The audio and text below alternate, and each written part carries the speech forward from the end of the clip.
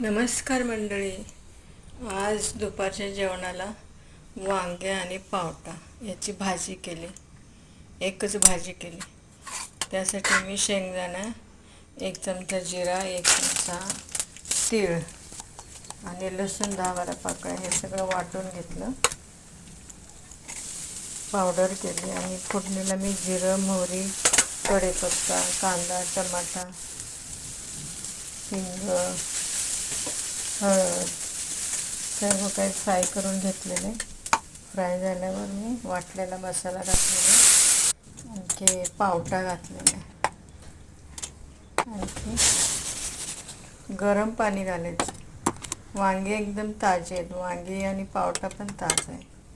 तर दोन्ही भाताबरोबर आणि चपातीबरोबर म्हणून असे मी सरसरीत भाजी केली. खूप छान